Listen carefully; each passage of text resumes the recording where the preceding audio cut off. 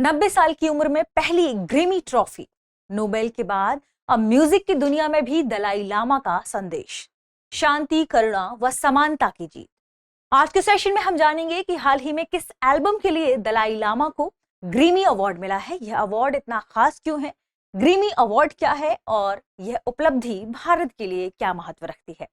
आगे बढ़ने से पहले आपके लिए एक महत्वपूर्ण सूचना है। अगर आप घर बैठे ही यूपीएससी की तैयारी करना चाहते हैं तो दृष्टि आईएएस लेकर आया है एक बहुत ही शानदार कोर्स जिसका नाम है studio GS foundation live online course. इस कोर्स की सबसे खास बात है कि इसमें यूपीएससी के लिए जरूरी सभी आवश्यक विषय यानी जनरल स्टडीज के विषय, 2 साल की करंट अफेयर की क्लासेस का एक्सेस, दृष्टि की मैगजीन, प्रिंटेड बुकलेट्स, ये सब कुछ मिलने वाला है 24,999 रुपए के अंदर। और अगर आप ये फीस भी एक बार में नहीं दे पा रहे तो इसे भी इंस्टॉलमेंट में देने की सुविधा है। ये कोर्स आपको मिल जाएगा हिंदी, इंग्लिश और इंग्लिश तीनों मोड्स में। अब आप सवाल पूछेंगे कि इसके फाउंडेशन बैच कब शुरू हो रहे हैं और आप इस कोर्स को कहां से खरीद सकते हैं। आप इस कोर्स को खरीद सकते हैं दृष्टि लर्निंग ऐप से या फिर डिस्क्रिप्शन में लिंक दी गई है, आप लिंक क्लिक करेंगे, पहुंच जाएंगे डायरेक्ट दृष्टि लर्निंग ऐप के studio GS foundation live online course पर। वहां एक स्लाइड होगी कूपन अप्लाई करने वाली। अगर आप कूपन अप्लाई करते हैं गीत कैपिटल लेटर में तो आपको इस फीस में भी डिस्काउंट मिल जाएगा, यानी आपको ये कोर्स और कम पैसों में मिलेगा। तो फिर देर किस बात की, जीएस स्टूडियो फाउंडेशन बैच शुरू हो रहे हैं। हिंदी मीडियम का 3 फरवरी से, इंग्लिश मीडियम का 4 फरवरी से और इंग्लिश का 5 फरवरी से। तो फिर यूपीएससी की तैयारी चूंकि समय मांगती है, अब इसे शुरू कर दीजिए। इस कोर्स की एक और खास बात, मान लीजिए आपने इस कोर्स को खरीद लिया और आपका फिर मन बदल जाए और आप चाहते हैं कि आप दृष्टि के किसी ऑफलाइन सेंटर में जाकर क्लास करें, तो आप दृष्टि के किसी भी ऑफलाइन सेंटर में जाकर क्लास करेंगे, वहां की फीस में आपकी ये पूरी फीस एडजस्ट हो जाएगी। इसका मतलब ये कोर्स आपको मिल रहा है बिल्कुल फ्री। तो फिर देर किस बात की, कॉल करें 87501 पर और इस कोर्स से जुड़ी हुई कोई भी जानकारी आपको चाहिए वो आपको यहाँ से मिल जाएगी। ठीक है, आगे बढ़ते हैं और देखते हैं हमारे आज की खबर को, जो कि संबंधित है 68वें ग्रैमी अवार्ड के इस आयोजन से। हाल ही में ग्रैमी अवार्ड का 68वां एडिशन ऑर्गेनाइज हुआ है, जिसमें दलाई लामा को भी ग्रैमी ट्रॉफी मिली है। ठीक है, 90 वर्ष के, आप कह सकते हैं 90 साल के दलाई लामा, उन्हें ग्रैमी अवार्ड मिला है। अब सवाल है कि यह ग्रैमी अवार्ड किस कैटेगरी में मिला है। उनके स्पोकन वर्ल्ड एल्बम के लिए, यानी बोलकर प्रस्तुत किए जाने वाले उनके संबोधन के लिए उन्हें यह अवार्ड मिला है। तो आप पूछेंगे इस एल्बम का नाम क्या है। Meditations the reflection of his holiness the Dalai Lama. इसके लिए इन्हें या आप कह सकते हैं स्पोकन वर्ड एल्बम के लिए इन्हें यह श्रेणी में इन्हें यह अवार्ड प्रदान किया गया है। देखिए, इस एल्बम में करुणा, शांति, माइंडफुलनेस, मानवता की आपसी एकता, इन सभी को समाहित करते हुए सारे विषयों पर दलाई लामा ने अपने विचार प्रस्तुत किए हैं और इसी विचार का जो संग्रह था वही उसी एल्बम के लिए, उसी एल्बम को ये ग्रैमी अवार्ड प्रदान किया गया है। एल्बम में सबसे खास बात अगर भारत की बात करें तो एल्बम में हिंदुस्तानी शास्त्रीय संगीत से प्रेरित संगीत को लिया गया है। कुछ कलाकारों का भी भारत से सहयोग रहा है, इसलिए भारत के लिए यह इंपॉर्टेंट हो जाता है। पुरस्कार को संगीतकार रूफस वेनराइट उनके साथ थे, सहयोगी थे, उन्होंने स्वीकार किया। किसके आप कह सकते हैं कि तरफ से, दलाई लामा की तरफ से। ठीक है, उन्होंने से स्वीकार किया है। अब सवाल है कि आपने ये सारी चीजें बता तो दी मैडम, लेकिन हमें सब लिखा हुआ चाहिए होता है, क्योंकि कई बार बच्चों ने कमेंट किया है आप पीपीटी बनाकर लेकर आइए। तो ये है आपके सामने तिब्बती धर्मगुरु दलाई लामा, उन्हें ये ग्रैमी अवार्ड 2026 में ग्रैमी अवार्ड मिला है। यह पुरस्कार उन्हें best audio book narration and story telling recording श्रेणी में मिला है। ठीक है, तो श्रेणी क्या थी, best audio book narration and story telling recording श्रेणी। किस एल्बम के लिए मिला है, अभी हमने इस एल्बम के बारे में बात की थी, स्पोकन वर्ल्ड एल्बम। ठीक है, यानी बोलकर प्रस्तुत किया जाने वाला। नाम क्या है उसका, meditations the reflection of his holiness the Dalai Lama. इसके लिए हिंदुस्तानी शास्त्रीय संगीत से प्रेरित है। दलाई लामा की यदि बात करें कि दलाई लामा कौन है, ये तिब्बती बौद्ध धर्म के सर्वोच्च आध्यात्मिक नेता माने जाते हैं, जिन्हें करुणा के बुद्ध कहा जाता है। क्या कहा जाता है, करुणा के बुद्ध। अब आप कहेंगे क्योंकि दलाई लामा के बारे में भी तो जानना जरूरी है ना, अगर ये ग्रैमी अवार्ड मिला है तो उनके बारे में भी थोड़ा सा जान लेते हैं। जिन्हें करुणा के बुद्ध कहा जाता है या क्या कहा जाता है? अवलोकितेश्वर का अवतार।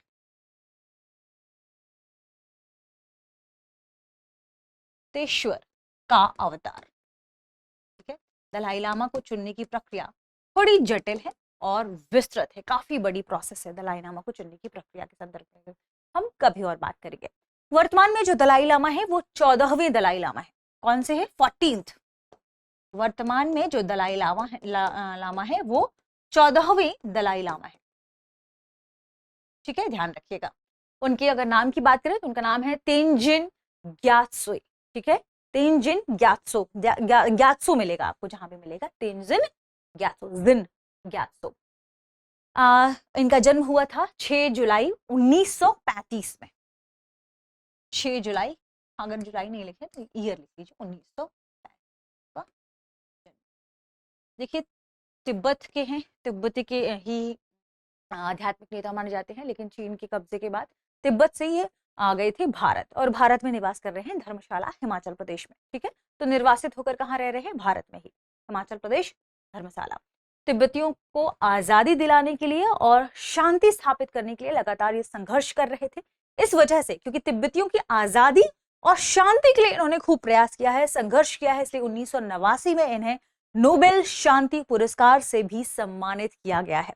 तो ध्यान रखिएगा, दलाई लामा अपने आप में बहुत इंपॉर्टेंट हो जाते हैं, हालांकि उन्हें बहुत सारे अवार्ड और भी मिले हैं।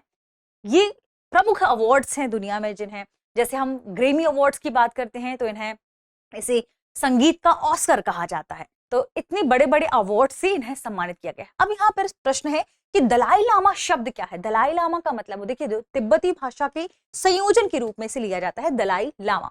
दलाई लामा का मतलब होता है ओशन ऑफ द विजडम या ocean of wisdom, ocean of wisdom, wisdom यानी ज्ञान का महासागर। ये तिब्बती जो भाषा का जो संयोजन है दलाई लामा, उसी के लिए यूज होता है। ठीक है, पूछेंगे आप कभी तो बता दीजिए, दलाई, बता देती हूँ, Dalai Lama, ocean of the wisdom, तिब्बती भाषा का ही संयोजन है। वे वैश्विक शांति के प्रतीक माने जाते हैं। ठीक है, तो अहिंसा और करुणा के लिए वैश्विक दुनिया में, आप कह सकते हैं दुनिया में, इन्हें काफी जाना जाता है। इन्होंने करुणा, शांति, शिक्षा, अंतरधार्मिक, कई सारी ऐसे विषय हैं जिन पर बहुत काम किया है, इसलिए ये काफी फेमस भी हैं। ग्रैमी अवार्ड्स, ग्रैमी अवार्ड्स दुनिया का सबसे प्रतिष्ठित संगीत पुरस्कार माना जाता है, म्यूजिक की दुनिया का इसे ऑस्कर कहा जाता है। शुरुआत की बात करें 1959 में इसकी शुरुआत हुई थी। ये अवार्ड्स कौन देता है? रिकॉर्डिंग एकेडमी, यूएसए द्वारा ये अवार्ड्स प्रदान किए जाते हैं। अमूमन इसका आयोजन होता है लॉस एंजलिस, अमेरिका में। ठीक है, इस बार भी आयोजन वही हुआ है। अब आपको कमेंट सेक्शन में बताना है कि सबसे ज्यादा ग्रैमी अवार्ड्स पाने वाले अभी हाल ही में एक व्यक्ति हैं, उनका नाम क्या है? दूसरे नंबर पर कौन है? Lady Gaga. पहले नंबर पर आपको कमेंट सेक्शन में बताना है का उद्देश्य क्या है, ग्रैमी अवार्ड क्यों प्रदान किया जाता है। ग्रैमी अवार्ड दरअसल संगीत को प्रोत्साहित करने के लिए प्रदान किया जाता है। तो ग्रैमी अवार्ड संगीत, गायन, रचना, प्रोडक्शन और ऑडियो रिकॉर्डिंग में उत्कृष्ट योगदान देने वाले के लिए दिया जाता है। अगर कोई उत्कृष्ट योगदान देता है तो उसको सम्मानित करने के लिए ग्रैमी अवार्ड दिया जाता है, जिसमें जो ग्रामोफोन है ना, उसका गोल्डन, उसकी प्रतिकृति बनाकर इन्हें अवार्ड्स के रूप में प्रदान किया जाता है। श्रेणियां कौन कौन सी हैं ग्रैमी अवार्ड में? बेस्ट एल्बम की, बेस्ट सॉन्ग की, बेस्ट आर्टिस्ट की, बेस्ट ऑडियो बुक की, या आप कह सकते हैं स्पोकन वर्ड की। ये कैटेगरी कौन थी? Audio book, spoken word. ठीक है, classic, jazz, pop, world music आदि भी इसमें शामिल हैं कैटेगरी के रूप में। अब यहाँ पर सबसे बड़ी बात है कि पहले भी दलाई लामा को कौन से अवार्ड मिल चुके हैं, सम्मान मिल चुका है। हमने बात की भी, नोबेल भी मिला है उन्हें। हालांकि उनका पहला ग्रैमी है, लेकिन दलाई लामा पहले ही कई अवार्ड्स पा चुके हैं, जैसे नोबेल शांति पुरस्कार 1989।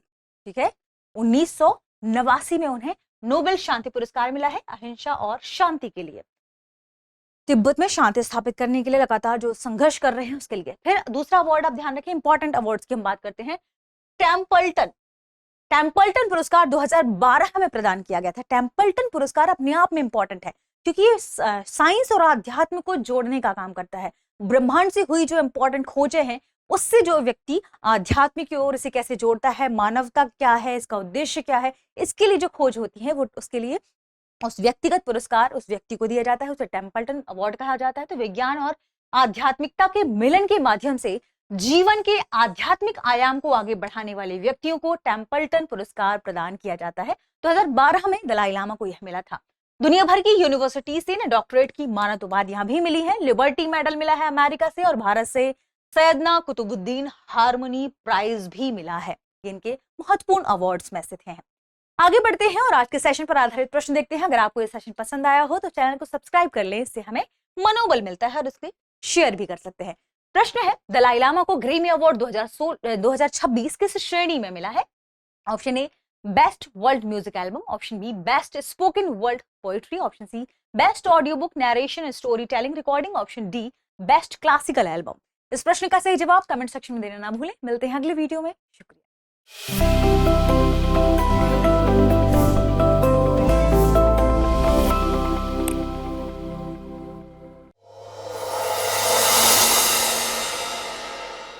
अब एग्जाम की तैयारी को और बेहतर करने के लिए हमारे चैनल को लाइक, शेयर और सब्सक्राइब करना ना भूलें।